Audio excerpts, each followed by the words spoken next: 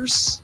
Scott Marsh, not along with the high flyer. Again, he's getting his hour break again after the exhausting work on the drive guys with Drapes. He'll be back for the Kings broadcast. We got to give him a little breather. Jason Ross is in. Jay Bird. The results from what we did yesterday, I guess, were so good we had to come back and run this again. Yeah, let's just replay maybe the last part of the fourth quarter, because I don't know how great the game was overall. The finish was spectacular, but it really wasn't that great of a game. But a lot of energy, a lot of intensity, and the result, at least, that we all wanted. No question. The finish in that fourth quarter were amongst the all-time greats. I mean, we'll get into that in terms of how you rank that in terms of your favorite all-time regular season games as a Kings fan. But it was ugly to begin with. There's no doubt about that. And everybody had their pit in their stomach that the Warriors were going to do it to us again. Yeah. So I'm not believe they're your edge. You can't crack the code. But you start to think that way when the Warriors are just pouncing on the Kings. You and I, game night last night, Scott, were kind of laying out the scenarios, and it was pretty much decided early on that, well, Minnesota had won. So the Warriors have to be above that 11-point mark. And I would say 70% of the game, maybe 80% of the game, they were above 11 points. And it's like, wow, the Warriors not only going to win, they're going to advance. Then we kind of slid into that really odd scenario. It's like, well, the Kings might not win, but they could advance. Right. And then ultimately at the end, they found a way to win. So the ultimate reward was there. But boy, was it a journey getting there. It was. It was a roller coaster. And I think in that respect, even made it a little bit more special. Obviously, it was tough to watch at first because the Warriors came out and they were absolutely incredible in that first quarter. They were, and I also think the Kings helped. I don't like to say this about any team, but Scott, I felt like the Kings weren't playing a very smart. They were just a dumb game the way they're playing. That's not smart moves, silly fouls, bad rotations. I didn't love the group that was in. I thought the challenge early was questionable. There's just a lot of things like, is this right? You just came off your best game. Yeah. And so it felt uneven, felt a little clunky, but they figured it out. Yeah, as bad as they were playing in the first half, that was about as good as they were playing against Minnesota in that first half. The tables were reversed. And I'm with you on that. I know now if you have a challenge, it's successful. Of course, you get a second one back. I don't like those early challenges really in any situation. Of course, Steve Kerr's challenge probably ended up to be worse than Mike Brown, so we'll get into that as well. But, yeah, it was a rough start, no doubt. And the Warriors came out, they controlled things. They did. And I don't know where you stand, Scott, on challenges. My thought basically is, what's the net win? So that scenario was basically if Mike Brown won it, you saved a foul, no offense, on Chris Duarte. Yep.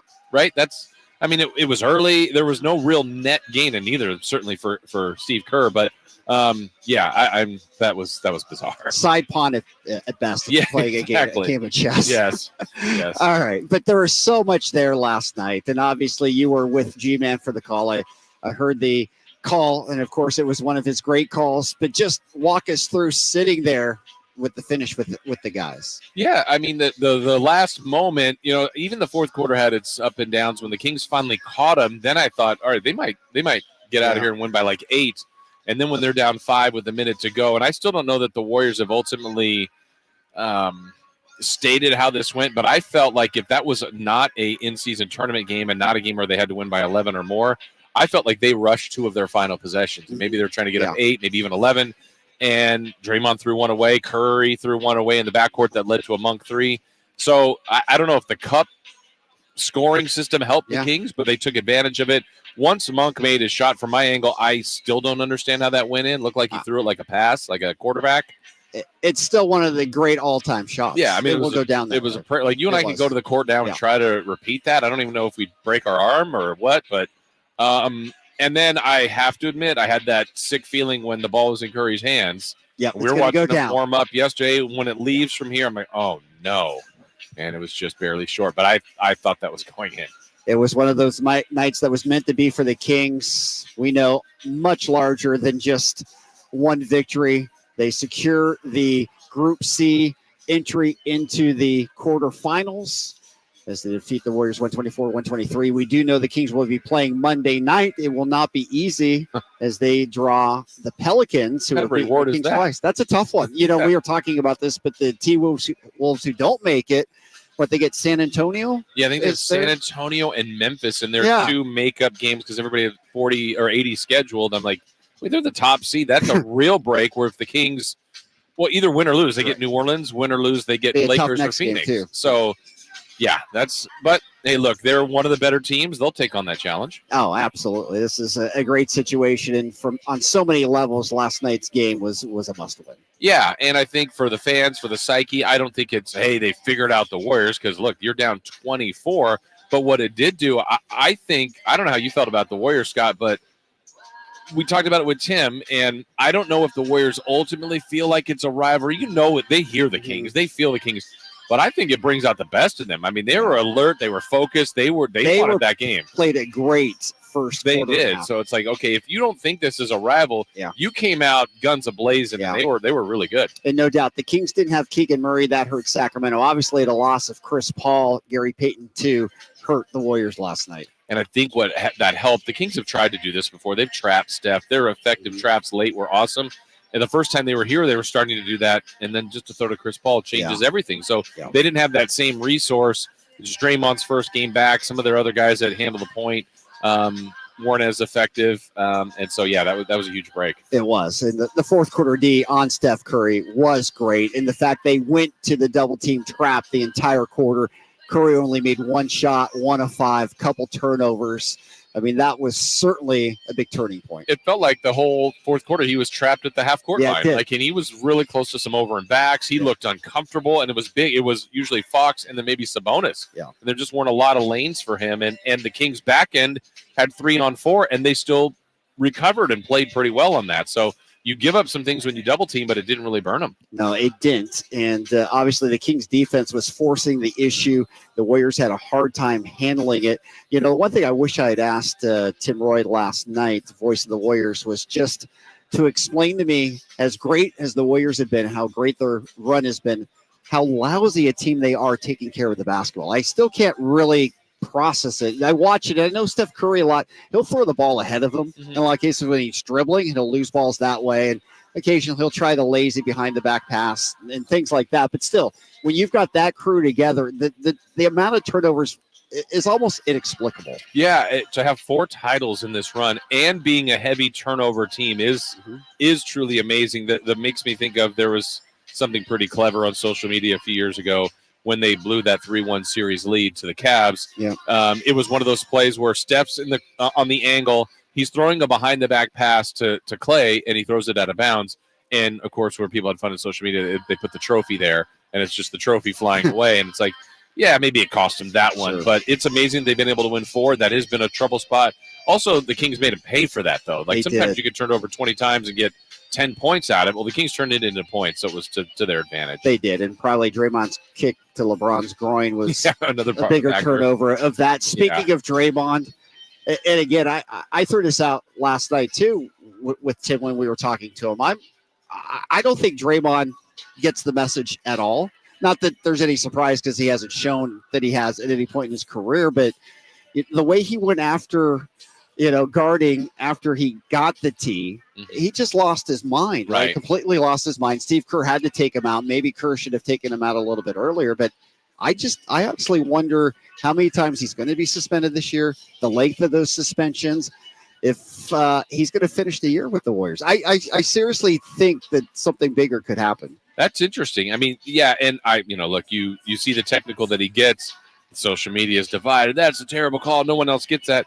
Well, he also got a leash earlier in the game where he was talking and talking and talking. And I personally, again, I'm not down on the floor. I read it as we've had enough. Like, it wasn't the worst gesture I've seen. He's mocking the carry, but he kept doing it. It was 4 or 5 times. And it was a reaction to getting the technical foul. Right. And then it's like, you know what? Stop. We got to give you a T. And so the ridiculous defense afterwards. And so of course, the flop that wasn't called. Now, help me on this one. I thought the rule on the flop was that they could go back and review flops at the timeout. They can. Because it was an obvious flop. It was way bigger a flop than the one that was challenged. And it makes me wonder, was that just missed by the – I mean, it was just live. It had to be. But even later, remember they called a flop on Sasha Vezenkov, reviewed it, which turned out to be a huge play because that was a potential made basket and the foul.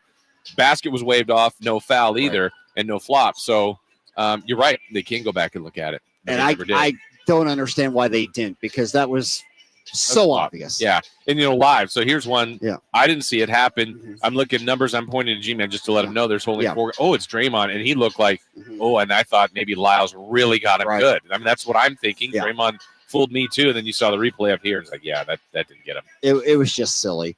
But the Kings, obviously, the biggest win of the year. We've said that a few times. This truly was last night. I'm interested to get this from you. I'll let you think about it a little bit. We'll go into this when we come back from the break. But in terms of just some of the all-time great regular season wins in Kings history, where would you put this one? I know in my mind where I've got a list of 3 or 4 of them. Okay. I'll see if we'll agree on this. I'll give you a chance to think about it during the break.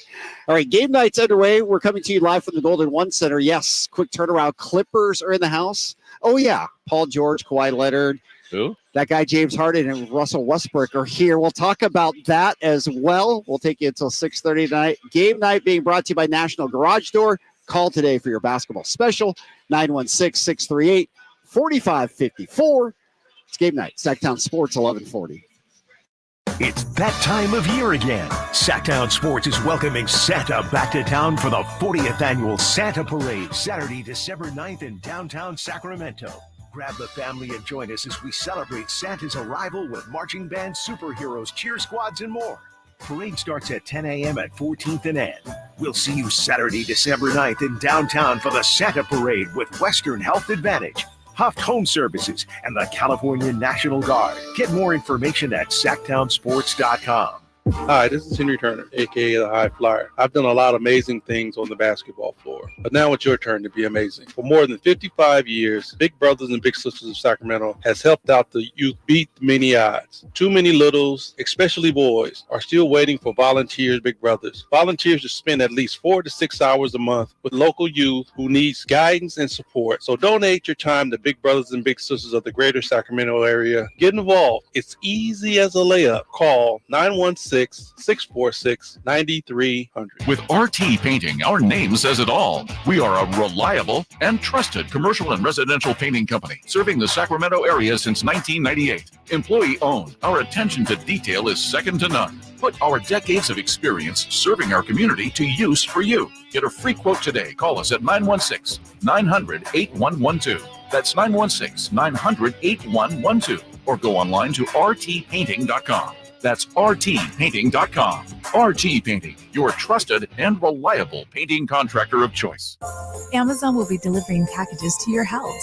Let Amazon deliver customers to your business. If that sounds good and you want more in 2024, simply text digital to 916-766-5105.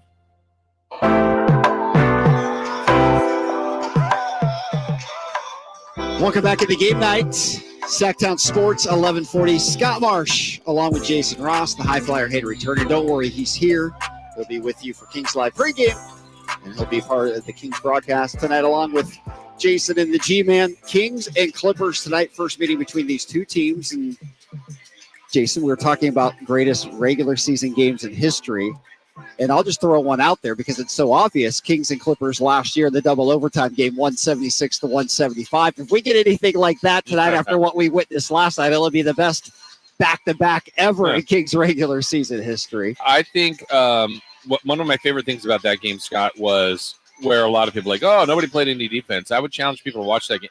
The shot making in that game was as elite as it gets. I think Kawhi Leonard had one of the best individual games I've ever seen.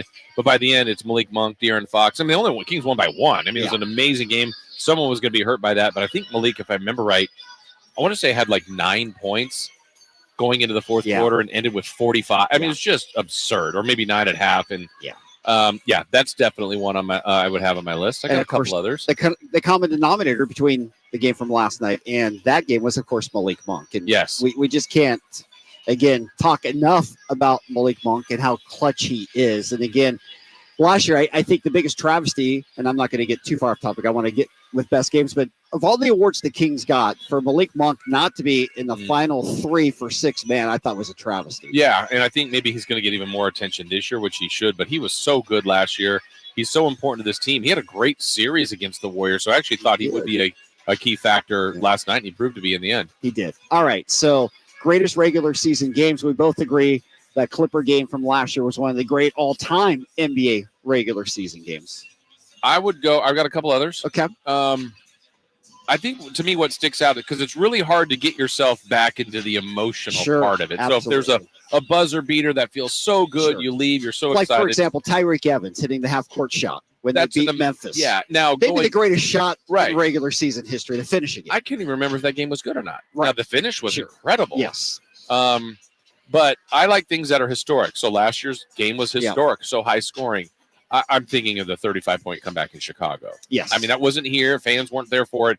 But historically, NBA record. I think it was one of the top comebacks in the history of the league. Yep. Down 35 in the second half. So that one stands out to me.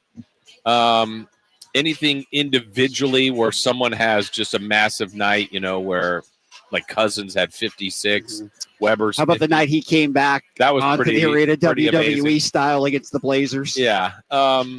Just things that, when you leave the arena, you can't believe that you saw it. Yeah. Yeah. Do you have a few others that I do. So I definitely agree with all of what you said there. I think when the Kings beat the Boston Celtics, I'm going way back. This is back to the Larry Bird missed 2 era, free throws. late Yeah. 80s, missed 2 free throws to do it. And the Kings, who were terrible that year, ended up winning that game. And I remember watching that as a teenager. Yeah. That was one of the all-time great games. Yeah. No doubt about it. I also think that the finishing game, when everybody thought that the Kings were moving to Anaheim, The comeback on the Lakers. They comeback on the ultimately Lakers. lost, but They at did. least Went to overtime, Yeah. but the comeback and the emotion in that arena that night, that was I spectacular. can't think of many things to top that in a regular season environment. Yeah, and then piggyback that to like the next time they were at home, kind of realizing after they stayed, that felt like a great season opener against Denver that they won. It's like they're here, this is the team, they're not going anywhere. There's an arena coming in the future. That those nights kind of ended up blending together, but there was potential of losing the team and saving the team. Were all pretty significant. There was so much on the line Yeah. that night. And that was one of the great ones. In terms of great runs, you were there the night, I believe, when the Kings went on a 30-2 run against the Sonics in the early 90s. Yes, I remember that. I was working the visiting locker room. George Karl, then the coach of the Sonics, and I remember talking to him, like asking about that, and he was really snippy, and he was like 30. I think it might have been 31-0 or whatever, 30-2. Yeah. Let's say it was that 30-2 runs happen all the time, and I was like, oh, terrible question. No, they and don't. then I look back and go, I don't know if I've seen another, but don't. he tried to, squash me on that one. Yeah. I was like, oh, terrible question. Yeah, no, that was maybe the greatest run I've seen. Yeah, in Kings regular season history. Of course, all the season openers are great. The first game ever at Arco, we get that. The first game ever here at Golden One Center, all those types of things. The final game at Arco Arena, or Power Balance at that time, whatever. But it's hard not to have it more recent too, because that's your freshman. Like it was really pretty spectacular to be in Portland last year when the Kings clinched. Now they were going to beat the Blazers. It wasn't but it was just cool to see that streak broken. But I mean, it wasn't the best game, but it was just the moment was cool. The night, because Harold Presley, former King, who's going to be joining us in a little bit, he had a 3-pointer to win a game against Portland. That was the night that Jerry Reynolds fainted. I got the had to go to the hospital. Yeah, rescinded subsequently later. That was a memorable night and a great finish. Yes, yeah. And so there's been games like that. There was a great Celtics game in this building a few years ago. I can obviously flip some painful games where the Kings have had leads like that. D'Angelo Russell in this building would not stop, and a huge comeback by the Nets. But that's what's fun. You don't know what's going to happen over an 82. Some nights aren't as memorable. Others are just spectacular. No doubt. The night that Luka Bill went on the catwalk to stop the rain leak. Yeah. I remember a night where stuff was falling down, if it was Arco or Sleep Train, and Keith Smart's running out there scooping up stuff that's falling off the scoreboard.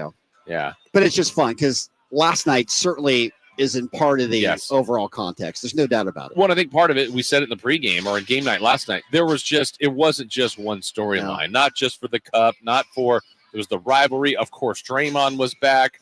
Warriors could have taken a 3-0 series lead on the season, had a tiebreaker if that happened. It was just so many wrinkles that made it so great. And like I said, I don't think the game itself was fabulous, but I think the way it played built into the story of, hey, man, the Kings what's going on? Why are they down 24? And then to chip away, and then the finish was truly memorable. No doubt. And I think we'll throw in there, too, LeBron's first night being here in Sacramento. Yeah. Has to be among some of the all-time great regular season games. How about some quirky nights? The night I think of some legends or really great players in this league that have done some puzzling things. Kobe had that one night at Arco where I think Shaq had called him out, and he just passed every time, and it was really bizarre. There was a night here that basically Jimmy Butler quit, which doesn't seem in his DNA, but he was not wanting to be a T-Wolf anymore. We've seen some weird things over an 82-game season. We have, but again, last night for it to come in the Kings' favor after all of the unsuccessful games they've had against the Warriors too. Yeah, and I don't know. I still get the feeling that the Warriors, when you've won 4 championships, I mean, they could probably lose 6 in a row, and we'll figure it out. We'll be fine. Clay and Wiggins were saying, look, our track record proves we'll get out of slumps. They both played pretty well last night, but I mean, that dropped them a couple games below 500, and I don't think their confidence is totally shaken, but they're not playing that, or record-wise, they're not playing. And they were rattled. Yeah. No doubt about it. For Steve Kerr to take that bad loss. Challenge, it's a bad loss for them, to take the challenge and lose the timeout down the end, to completely just turn the ball over to give up a 3 when they were in a winning position. Yeah. Just all these things that you don't expect a championship team to do. The other night, last night, Scott, the night that was the theme, if the Kings lost, we are all going to talk about free throws. I mean, they were awful from the free throw line. Warriors didn't miss that many, but there's late in the game. Looney missed both. Got crumble cookies for everybody to go nuts, but I mean, 2 points is important any time of the game. They were much better at the foul line than the Kings, but they missed those late. I know Kerr wishes he had a timeout. He had some injury. I think they mismanaged the end of the game. I do too. I would agree with that. And I wasn't going to bring up free throws because it was so painful to watch the Kings shoot free throws last night. We talked about it yesterday. Remember about Sabonis, and he was actually one of the better. I think he was 5 of 6. He was. And De'Aaron's been good. I don't know. I don't have an answer for missing 9. I mean, it got to the point you could feel it in the building when, foul, Warriors. Yeah. Oh, wait. That means the Kings are shooting free throws. Yeah. And inevitably they're going 1 of 2 every time. And it's when you're down that far. I mean, I think the other part, too, that helped, Scott, was it was a subtle run, but the 7-0 run at the end of the half. I mean, 24 is off. Yes. 17 and to still get that bad turnover by the Warriors, take it the other way right before the buzzer. Yeah, and got one more bucket. And you're like, all right, 17, you're still getting worked, but it's not 24. Draymond Green's technical. Yeah. That's a point. All these things. And the other thing we didn't mention, but I thought it was the coming out party for Sasha Vezenkov last night. Now, he missed a couple of shots at the end, but the way he started it in that third quarter, and Mike Brown had the confidence in him. They were playing great defense with him on the floor. To me, that was welcome to Sacramento. I thought there were 2 unsung heroes last night. Monk gets all the love. Fox had the numbers. Those guys were great. When it was really wobbly, when it was 24, I thought there was one guy that was kind of keeping it steady, and it was actually Harrison Barnes. He had 3 straight baskets. True. And this team was about to be down 30, and he helped them. Now, he had a massive turnover late in the game. But then Sasha, to your point, he hit 2. I mean, nobody's really hitting threes. I thought it was a curious sub. I'll admit, I'm like, I don't know if Sasha's the answer here. But bang, bang, a couple of threes. He missed, to your point, some later, but he got some rebounds, had a block or 2. You kind of need everybody to do it when you're coming back. No question. He played just 15 minutes, but he had the highest plus minus. It was plus 17. Wow. That's pretty good in 15 minutes. It's not bad at all. So those things were all great. All right. We can if we want to. We can revel in it all out, right? Why not? I don't have a problem with that. We do have a ball game here tonight, and I think that's part of it because I'm still exhausted from last night. So, how does the team rise to the occasion tonight against, a Clippers team that's trying to get it together? And also knowing that you're playing the Pelicans on Monday, but you not only have the Clippers tonight, but you've got Denver on Saturday. This is brutal. I mean, this is great to be home. We wanted them to be better at home. They've only lost once here. But, I mean, this is some of the best the West has to offer. And I know the Clippers haven't played to their ultimate potential, but I've seen them play now, Scott, a couple of times with James Harden. And it's easy to rip this team and to say, it's not going to work. You can see how it can. Mm-hmm. It doesn't mean like that's a championship team, but there are some elements that are going to work. I think they're a little small, but they might embrace that. I think when they get Plumlee back, they'll be better. But look, if those 3 of those 4 are playing well, that they're a problem. I mean, they're going to be a problem for teams. No doubt. Obviously, points in the paint last night, Kings. Overall, Sabonis didn't really have a great game. No, and that's a little bit of the head scratcher too. Like, whatever the Warriors do, and credit Looney, Draymond, they defend him well. And he wasn't super aggressive. Maybe that was partly by design. I think he had 10 assists, though. But he did. Early on, the Kings were just not even getting to the paint. I think that was a problem. Then they started getting paint touches. De'Aaron started getting, as he says, downhill. And more looks like that helped get those kick-out threes. They did, yeah. And certainly at the end, Malik Monk came up big. Yes. All right, Points in the Paint brought to you by RT Painting, your reliable and trusted painter in the Sacramento market since 1998. We'll go to the break. When we come back, we'll focus in a little bit more on this Clippers team. What is going on? James Harden is there. Are they better? We'll kind of break that down a little bit when we come back. It's game night right here. Sactown Sports, 1140. It's the Golf to Go Hour with Frank LaRosa. Thursdays at 6 p.m. and Saturdays at 8 a.m. on Sactown Sports. Get the latest on equipment, area courses, people who play the great game, and plenty of good conversations about golf. Golf to Go. Thursdays at 6 p.m. and Saturdays at 8 a.m. on Sactown Sports. Golf to Go is brought to you by the Hagen Oaks Golf Super Shop, America's most awarded golf facility. Naturewood Home Furnishings, where it's all about choices and always about quality. Looking for the best deal on a new 2023 Ram 1500 Laramie Crew Cab 4x4? During the Black Friday sales event, Knight Elk Grove Dodge has it. $16,500 off MSRP. Plus get no payments for 90 days. Save well over $16,000. Only at Knight Elk Grove Dodge. In the Elk Grove Auto Mall and online at elkgrovecdjr.com. MSRP $67,995. Net price $50,997. Under $6,700 dealer discount and $10,199 in rebates. Buy with this price sample NPN 598835. 10-11-30-23. Got a drain that's clogged up? Or maybe a toilet? Or a faucet that just won't quit leaking? Kenny and Jerry are here from Bell Brothers, and we want you to know that it does make a difference which plumber you call.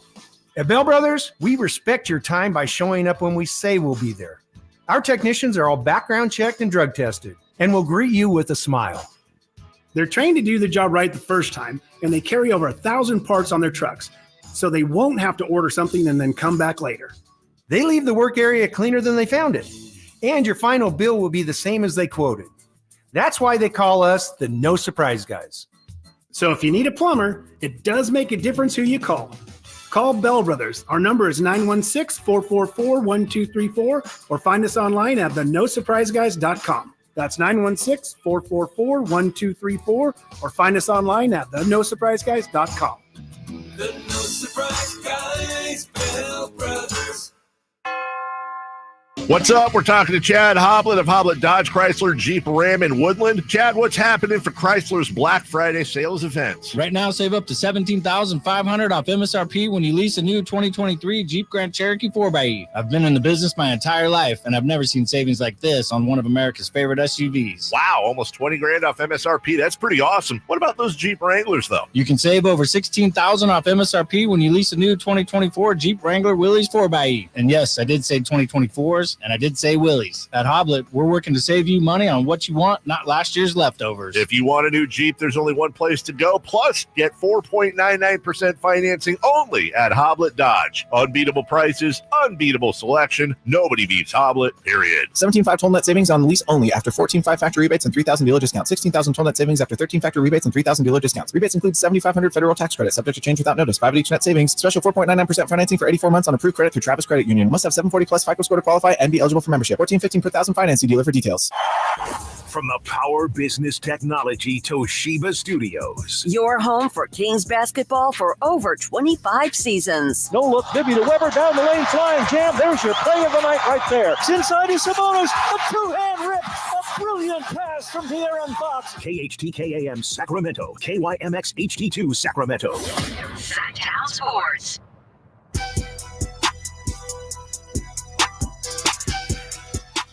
Welcome back into the Golden One Center. It's game night right here. Sactown Sports, 1140 Kings and Clippers. Game night is always brought to you by Power Business Technology. Experience how the Power family can help your business office equipment needs today. Contact them at 844-POWER-BZ or go to powercopiers.com. They were in the house last night, Jason. They had a great time, as so many of the fans did. I mean, this place was absolutely electric. There was really no difference in feeling from game 7 of the playoffs versus, or even game 1 of the playoffs versus last night in terms of just the energy, the feel, the vibe, and of course the end result. The payoff was unbelievable. Yeah, certainly the second half really felt that. I mean, when the Kings were getting worked a little bit, it was quiet besides the Warrior fans. But I always say that when Warrior fans are here, Laker fans are here, Kings fans may not like it, but it lifts the level of energy because they're going to make noise when they score, and then Kings fans try to go above that, and they usually do. And it adds to it as long as everybody's on the up and up. No question. And with moments like that, Golden One Center totally has its identity now, right? It's not, back in the great days of Arco Arena. Yeah. Now it's Golden One Center, what's going on right here, right now. What I love is, we're here, Scott, so we feel it. Yeah. And sometimes when you're in it, it's hard. Like it was intense. It was loud. But to see on social media, people that weren't here, people that are like, man, every game should be played at Golden One Center. You'll see from NBA people, or this cup is now, I'm all in on the cup because of this Kings Warrior game. So they were watching it, and that came through the TV, which is pretty cool because it is a great atmosphere. No question. We've got Kevin Herter in the crowd tonight. We got two of them. Can we play both of them? Exactly. Yeah.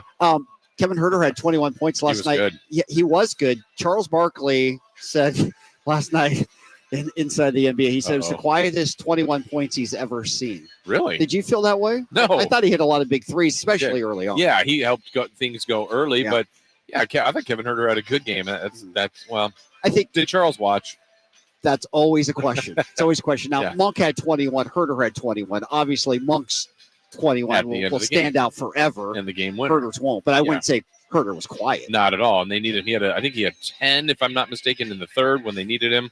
Part of the comeback, a 40-point third quarter. That third quarter, Scott, I think took an hour and a half. It took forever. Yeah. It was one of the longest games ever. It was. I remember there was so many moments when you're starting to come back, and they're early in the fourth, and I remember there was a corner three over here. I'm like, Davion, yes, this is the one. If this goes in, this roof goes. They blow it off the roof, and he missed.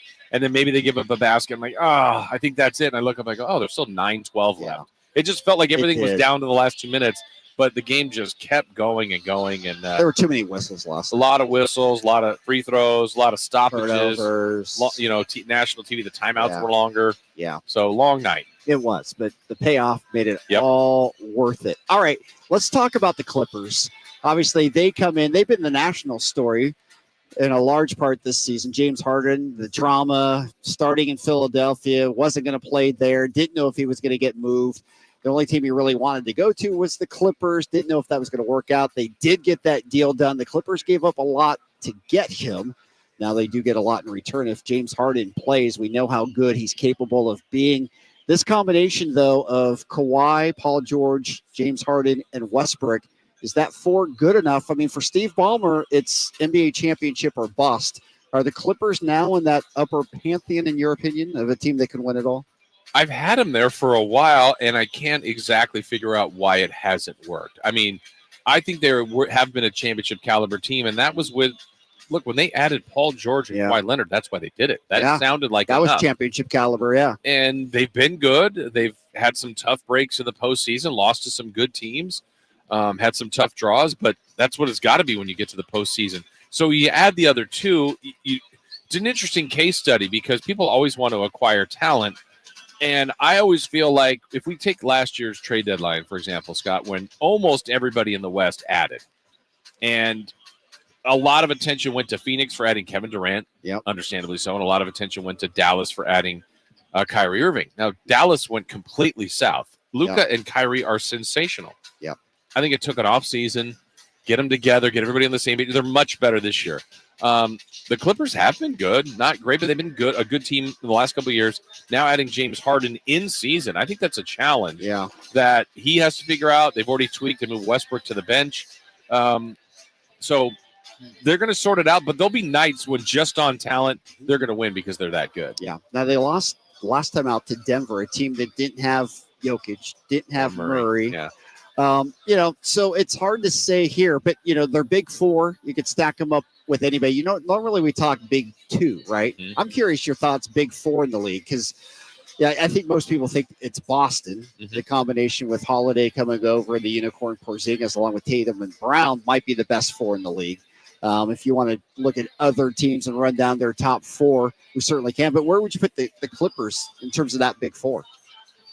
Well, because they're already kind of, and I guess Boston added those two guys before the season too, but it's just fit better. And sometimes it's fit. I remember, I'm going to go back a little bit here on Boston when it was a 3, but when they added KG, Ray Allen to go with Paul Pierce, that immediately felt like the right fit of who they added to what they added as far as, a superstar team trying to build. But sometimes you just add like, we'll figure it out. We'll add all these great shooters and ball handlers. Well, you're taking away superpowers of some teams. So I think this 4 is good, but they're behind those. I would even look at, Giannis, Lillard, Middleton, and pick your 4th if it's Brooke Lopez. Yeah, They're different. They've played together longer. They're more experienced, and you add Dame. Well, and then, of course, Phoenix, if you put Durant, if Beal ever gets healthy, Booker, and then I guess, is it Jokic at that point? Yeah, probably. Okay. Still a good, sure. It's who do you add as the 4th, but these guys have all been all-stars, MVP candidates, Hall of Fame type guys, but they're at different stages of their careers. And the one thing I don't know, and I don't know if this has to be the case. So let's take this game tonight, Scott. Let's say it's the exact situation we had last night where the Kings score, but the Clippers have a timeout. Yeah. So Kings get a Malik Monk prayer, goes in 7 seconds left. Ty Lue calls a timeout. So many options. Yeah, who do you give it to, right? That's a good thing, but kind of like the Kings, it's going to start in De'Aaron's hands. He may not shoot it, but it starts there. Yeah. But he's option 1A and 1B. Right. And then, he could throw it to Sasha for a corner 3. He could give it to Sabonis. I think you kind of have to have a plan. I know there's egos. All those guys have hit game winners. And I don't know. Think about it. When you're that level, that skilled, if you're in that timeout and you're one of the 4 that's not getting the ball, that's a hard one to go, I have to, I've set a screen. Okay. I don't, maybe it's not a thing, but I think it can be a thing. Yeah. And Westbrook, if he ends up coming off the bench for most of the year and running that second unit, we'll see how that all plays out. There's lots of things they have to figure out. The one thing about James Harden, I will say, obviously he monopolizes the basketball. We understand that, but he has shown that he is able to step back a little bit. He's led the league in assists. He might be the guy who's able to step back and let Kawhi and Paul George take over in those situations. Yeah, I think that's true about Harden. It's not that he's not a willing passer. I think to me it's the volume of time with the ball that can derail an offense more so than there's a lot of dribbling, and still creating for himself or others, which is what you want. But like tonight, the Kings, the ball moves. Yes. It's moving around the perimeter through the key, and they seem to be a little bit more of an ISO team. It's like when you play the Lakers. Yeah. Sometimes you can watch the two styles and you go, man, I know what's more appealing to me, but doesn't mean the other one's wrong. The Lakers still have good results too. So it's just a different style. Yeah, it was just like on Monday night, the Lakers lost by 40-something, the worst loss in LeBron's career, point-wise. And then the Clippers lost to a Denver team that had nobody. And what was the worst loss in L.A.? But I'll just ask you, who do you think the better team in L.A. is right now? The Lakers. Yeah. Yeah. I think they're just a little bit ahead. They've got it figured out. I like their roster construction all the way through a little bit better. I've always liked the Clippers' depth, but I think Plumlee will help a lot. Like right now, they play Zubac. Yeah, and they he's take him injured out. right now. Yeah. They go smaller, but I think smaller with Plumlee is good. Terrence Mann's now back in the starting lineup. That's probably a smart move. But I don't know. I think there's some challenges when you have guys that have been number one featured players. Even Harden's quote can be misinterpreted when he said, "I'm not a system, I'm a system." I don't think he's wrong in that, but I don't know how that lands to Kawhi Leonard, how it lands for Paul George when if they're having a night and they want the ball and they're not getting it. I just think that could be a challenge. Yeah, the Clippers are 7-9 coming into this game. The Kings with the win last night, 10-6. Zubac's another guy who felt like the Clippers fleeced the Lakers when they got him. He hasn't been off to a great start this year, but to the overall point, the Clippers, I wouldn't say they're tremendously small, but they're kind of small when they go to that 4-person lineup. Zubac has got to step up. They did go out and get Michael Tice too. So, we'll see if they can integrate that. Yeah, and they felt they had to do that because of the injury to Plumlee. Yeah. So, what they lost to overall in that trade, I think can do some damage. But I also feel like they're a team that did this because they're going to look at what it looks like. And if it doesn't work, I can picture the Clippers making another move because Ballmer's not fun, we finished 5th. No. He wants a title in L.A. There's no doubt they're moving into the brand new arena next year. Yeah. There's a lot of pressure to win a championship in L.A. Steve Ballmer is not messing around. There's no doubt. And the other part of it is they have a lot of contracts that are up at the end of the year. Yeah. How would you characterize the Kawhi Leonard, Paul George era?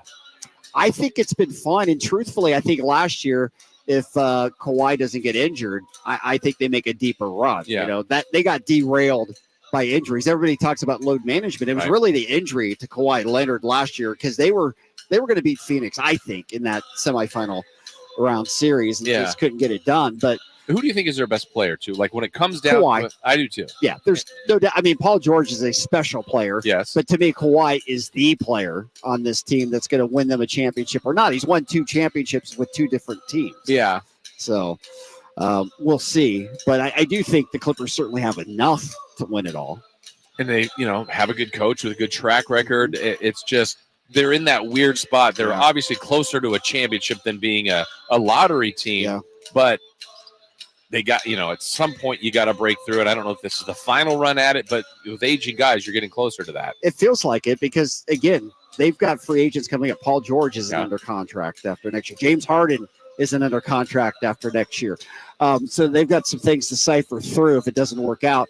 The one thing at least we're not hearing about the Clippers this year, which I think is a good thing, we're not hearing load management in Clippers. They've made a commitment to play in the regular season. That's important. I mean, look, I think, Scott, we've said it from the beginning. This has been my thought about the Kings from day one this year. I said, look, if everything goes right, I think Sacramento can finish first.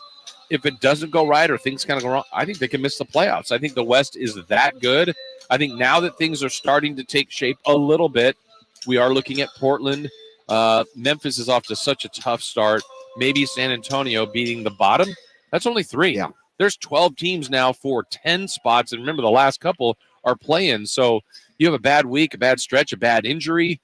It can really flip the standings. The Kings early on went from, after losing those 2 to Houston, they were 13th. They won whatever it was, 6 in a row, I think 5 in a row, and they were 3rd. So it can move quickly. I think it's important to play your guys as much as you possibly can. No doubt. All right. Trey Lyles is warming up out there. When we come back, we'll talk about him a little bit, what he's meant to the Kings since he has come back. We'll continue to break this one down. We'll go around the league as well, get you caught up on all the other news and notes throughout the association. It's game night. It's brought to you by the Big Brothers and Big Sisters of Sacramento. Of course, we're in this holiday season right now. If you have a heart of service, you want to do something good for this community. More importantly, you want to do something good for kids who are in need. They need mentors, kids that come from single-parent families. This is a great chance to be a volunteer mentor to a kid who could really use it.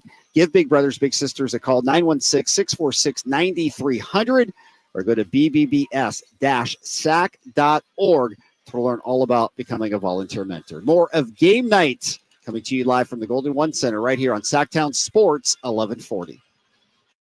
2 of the best the NFL and NFC has to offer meet Sunday in Philadelphia. Purdy out of the shotgun, looks left, throws end zone. Caught! George Kittle in the back of the end zone. It's the Philadelphia Eagles, owners of the top spot in the NFC, versus the San Francisco 49ers, who have had this game circled on their calendar for months. Join Greg Papa and Tim Ryan for all the exciting action Sunday at 1 on your home for 49ers football. Sactown Sports.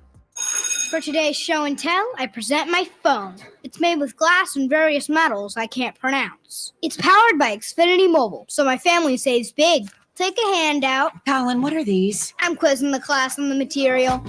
Switch to Xfinity Mobile and save hundreds a year with the best price for 2 lines of unlimited. Just $30 a line a month. Visit XfinityMobile.com to learn more. Restrictions apply. Xfinity Unlimited Intro Service and Xfinity Internet required. Taxes and fees extra. Reduced speeds after 20 gigabytes of usage. Data thresholds may vary. At aimyourdigital.com, we'll help you target the right audience, build your leads, and crush your quota. Take your business to the next level. Our digital marketing strategies help grow awareness of your product or service, all while building trust in your business. Our approach involves leveraging multiple tools and strategies to deliver exceptional results that are customized to your unique business needs. Don't wait to run out of sales leads. Keep your business growing. Get started with aimyourdigital.com today. Power Business Technology is proud to be 100% independent, locally owned, and managed Toshiba copier dealer. Local ownership cuts out the red tape, allowing ourselves to never be too busy to personally answer the call when our clients need us. Recognized for excellence in service execution, training, and customer service, we're proud to be named a 2022 Toshiba ProMasters Elite Dealer. Contact us today for all of your business printing needs at 844-POWER-BZ. That's 844-769-3729, or visit us at powercopiers.com. Winter is coming. I know you know that, but are you prepared to keep your family warm all season long? At American Energy Heating and Air, their goal is to exceed your expectations of the heating and air industry by valuing the customer experience and making your home comfort system as efficient as possible for the most value. So book your $49 furnace tune-up and safety inspection today. Prevent dangerous gas leaks. Extend the life of that furnace and save on your energy bills. And here's the guarantee. This isn't a sales call. They're not getting in the door so they can try to sell you a bunch of stuff. No, they're just going to do what they say they're going to do. Call today to schedule an appointment at 916-520-9990 or go to AmericanEnergyAir.com. Been serving the greater Sacramento area since 1981. A-plus Better Business Bureau rating. Get your $49 furnace tune-up and safety inspection today. 916-520-9990. American Energy, making the uncomfortable comfortable.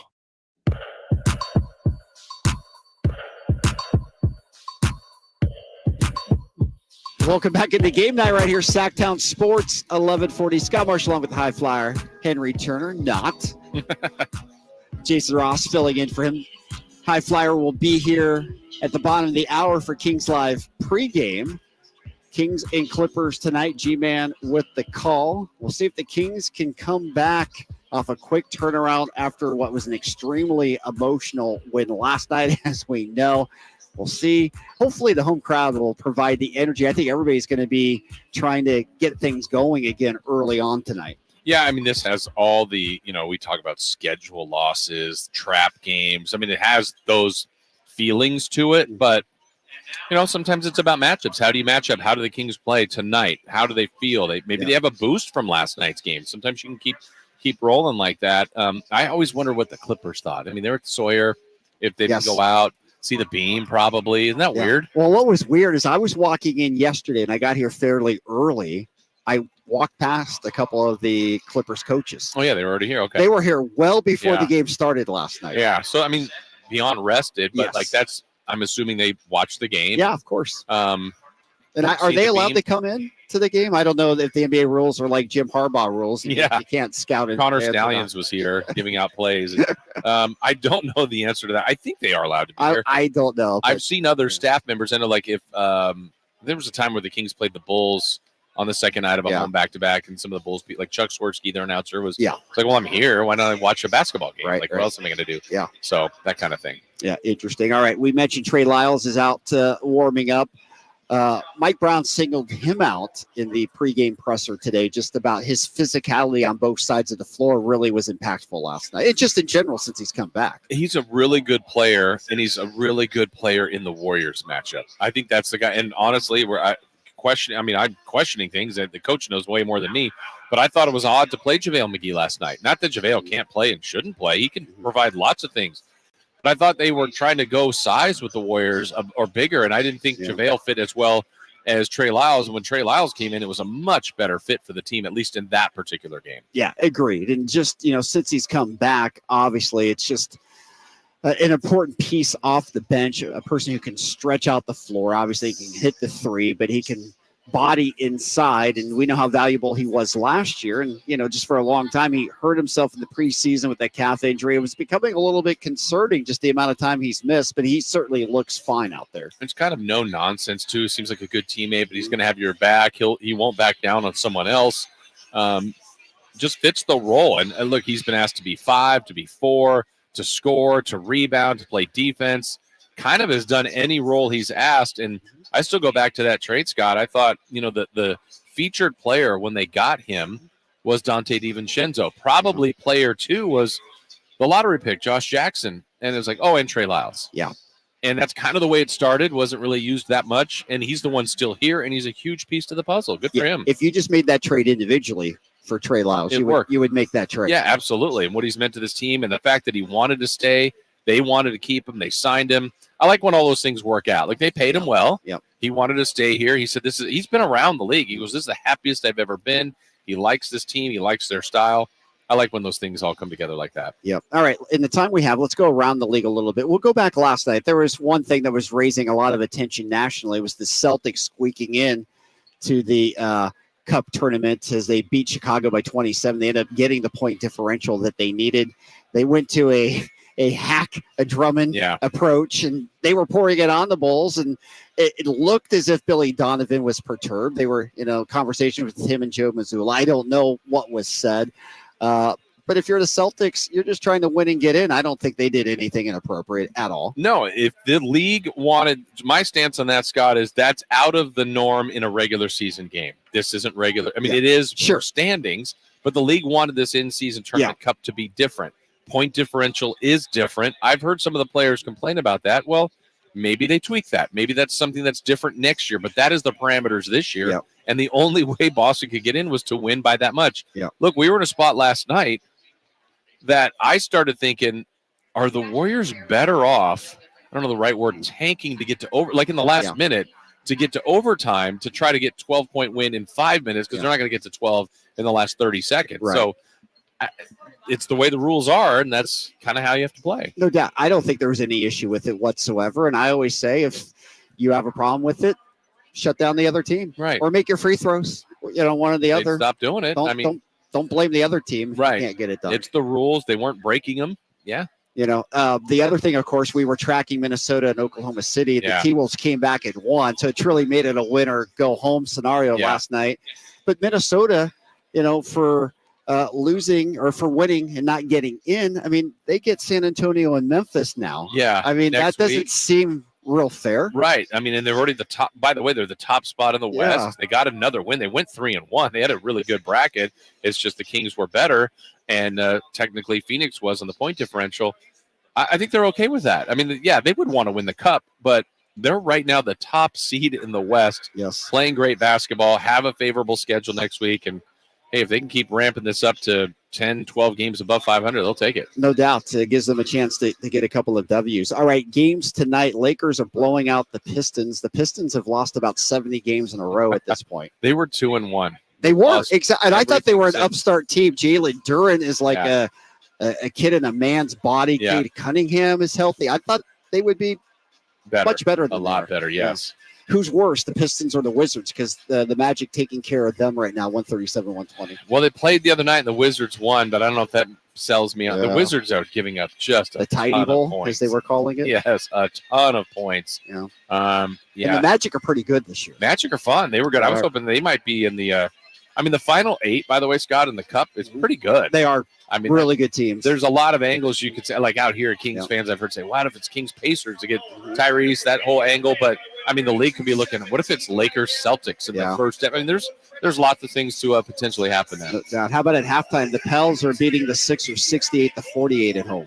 Man, that's gonna be a great game on Monday night. I mean, the next 3 here are just great games. Absolutely, and I think it's 10 of 11 in this building with the one road game at the Clippers. So in fact they get to Vegas, could change that, but other scores quickly here. Raptors leading the Suns 86-80. Nuggets and Rockets underway. Denver leading there 21-9. The Rockets got shut out. They had an opportunity to control their own fate, didn't get it done. Yeah, that would have been. So I would say maybe Indiana's the one team that feels a little bit of a wrinkle. Or maybe New Orleans, who knows? But we have good teams. But I know part of this setup was to get like the upset team, like a 12 seed in the NCAA tournament in the final 8. We didn't quite get that, but maybe that happens in year 2 of the in-season tournament. All right. Final thoughts for tonight as we wrap things up. Can we get up within 24 hours and bring the electricity again tonight? I think the fans will. They'll go off the players. I think it's about the start, too. De'Aaron, he's a good tone setter. If he and that starting group can set a good tone, the Clippers are going to try to ruin the party, and those no beams being seen here is what they want. So I think it's about the beginning and staying close. And then, look, I like the Kings' chances if they can be in a close game, get behind this crowd, and they got a great closer in De'Aaron Fox. That they do. If it could be anything like last night or the game last year in L.A., the G-Man is in for another classic tonight. Exactly. Another classic indeed. All right, that's going to do it for game night. Always good to work with you, Jason. Yes, a lot of fun. Thank you. Been a lot of fun. Henry will be back. He's well rusted now at that hour break after that hard work doing the drive, guys. He'll be ready to go for the Kings broadcast now. All right, our thanks to Kyle Ledbetter producing the show as always. Kings and Clippers tonight. Kings Live pregame coming next. G-Man with the call, 7 o'clock tip. Keep it tuned here all evening long. Kings basketball right here on Sactown Sports 1140.